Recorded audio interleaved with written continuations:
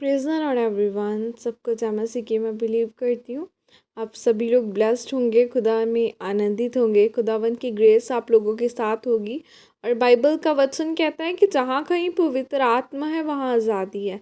सो यह वचन आप लोगों के जीवनों में, हॉली स्पिरिट आपके जीवनों में इस वचन के द्वारा आएगा और वो आपको आज़ाद करेगा। और मैं उस पाक और पवित्र वचन को पढ़ती हूँ जो वचन हमें परमेश्वर के दास अपोस्टल अंकुर यूसुफ नरूला जी द्वारा और परमेश्वर की दासी पास्टर सोनिया यूसुफ नरूला जी द्वारा दिया जाता है। आओ मैं जिंदा वचन को आपके लिए पढ़ती हूँ।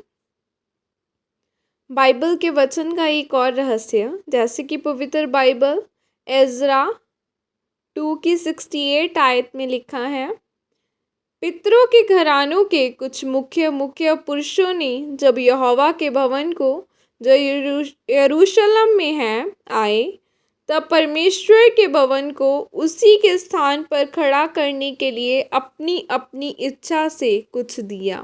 आमीन।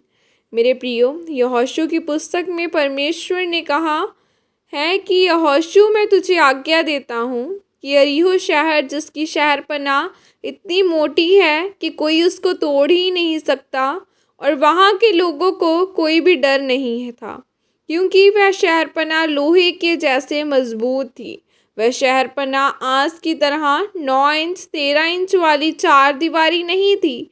वह इतनी मोटी थी कि उस दीवार पर घर भी बनाए जा सकते थे, और लोग उस पर चढ़कर देखते थे कि कौन दुश्मन आ रहा है।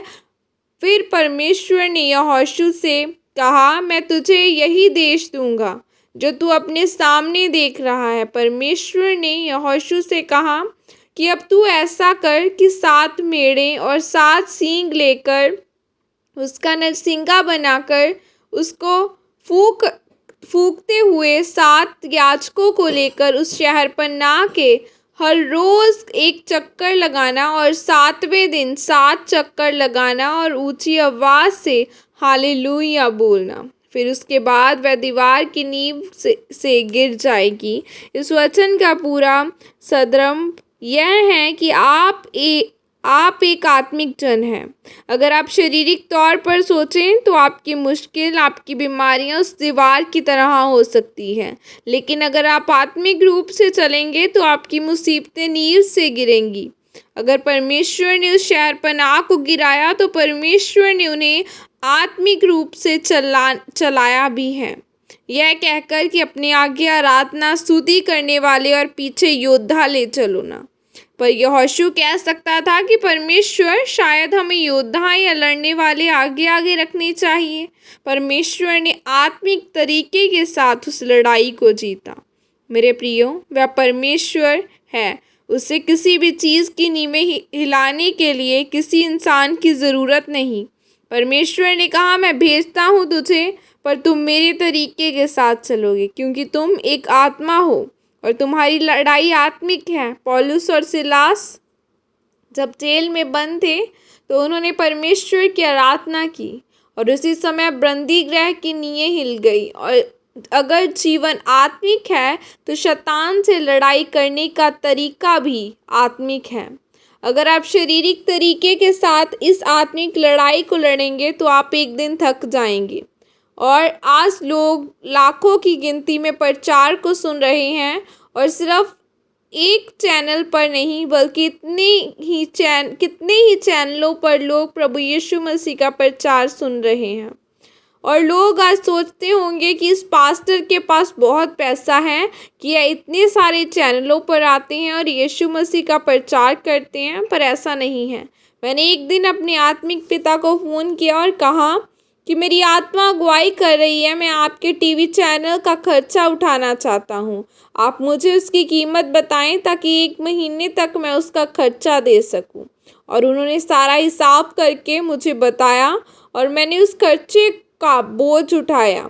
मैंने ये ऐसे अपने आत्मिक पिता के जीवन में और उनकी मिनिस्ट्री में बोया। इसीलिए परमेश्वर आज मुझे टीवी चैनल पर लेकर जा रहा है।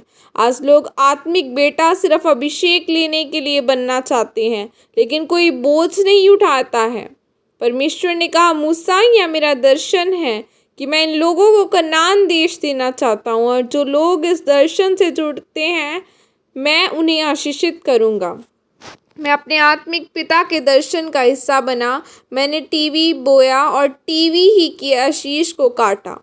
और क्योंकि यह आशीषें लेने का आत्मिक तरीका है, क्योंकि आप आत्मिक हैं। अगर किसान बहुत अच्छा हो और खेत के पास जाकर बोले, परमेश्वर मैं बड़ा अच्छा आदमी हूँ, मुझे फसल चाहिए, तो क्या फसल आ जाएगी? नहीं, उसे बोना पड़ेगा। परमेश्वर ने कहा, धोखा ना खाओ, जो कुछ तू बोएगा वही तू काटेगा। आमीन। ये प्रार्थना आपके द्वारा की जाए। सर्वशक्तिमान परमेश्वर, इस वचन के लिए पिता मैं आपका धन्यवाद करती हूँ। और परमेश्वर मैं यह प्रार्थना करती हूँ कि आप मुझे अपने कामों को करने का अनुग्रह दे, ताकि मैं तेरे सुसमाचार का बोझ उठा सकूँ और अपने जीवन में आशीषों को प्राप्त कर सकूँ। प्रभु यीशु मसीह के सामर्थ्य नाम में मांगती हूँ। आमीन आमीन। Life is not a struggle. ज़िंदगी आत्मिक है और आपको इसे स्पिरिचुअल तरीके से, आत्मिक तरीके से ही जीतना होगा। जो लोग कहते हैं लाइफ इज़ अ स्ट्रगल, वो लोग शारीरिक तरीके से जीते हैं।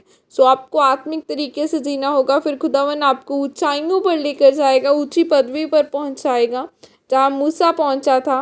और जहाँ जिस देश की शहरपनाह गिरी थी, वहाँ वो लोग इसलिए जीते क्योंकि वो आत्मिक तरीके से चलते थे। सो बी स्पिरिचुअल, बी परफेक्ट, खुदावन की हजूरी में चलते जाओ, फिर वो आपको आशीषित करेगा। God bless you all. Praise the Lord. चामसी की सबको।